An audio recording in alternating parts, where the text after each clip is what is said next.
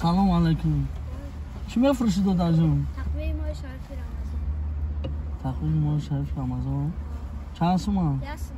کنته؟ یا دونش یاسم؟ همه وقت ساعت ماه شریف رمضان ها؟ دو نمود دیگه دارم. دو نمود دیگه داری؟ ایچ سفید ایچ کبود.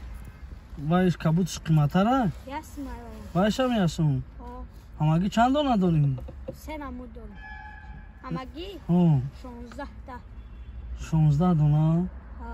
10 سومون دمیتی؟ بله. بچخه چند سوم کار میکنی با؟ تو 16 دانه 16 دانه 10 سومون میفروشی؟ نه. خوزی مایلا گفتی کنی؟ نه من خواهم 10 سومون ده 10 تا. 10 سومون ده 10 تا؟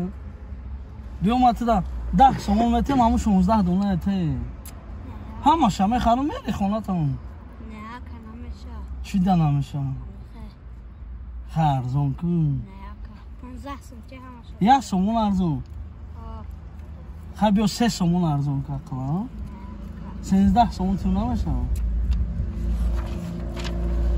16 دانه داری؟ همه سخرم کجا میری بچه کم میکنی؟ اینجا خونه میرم. خونه میری؟ خونه تون در کجایه؟ در درزان نمجا. دومی چند؟ دوم 60 سالگی. کار میکنی؟ یه روز در چند سوم کار میکنی؟ یکم دیم دینا 68 سومون کار کردیم. توزه؟ چند تا فروختین؟ معدام میکی. نام چیه؟ شورت. شورت؟ نام شورت ها؟ هم نام پدری من بودی شورت جون همه شده من میخرم میشه؟ چند سیم دا؟ چند سیم دمیتی همه شد؟ 16 دونه 15 شما؟ با کنی کبوتوش؟ کبوتوش دروش اینه خیلی سفید است. مایلش 100 سومون تیم میشه؟ ندارم مایده. مایده نداری؟ نه. میری مایده کدام بیوی؟ مایش. همه شگیری چی؟ نه. چی دارم؟ نمیشه.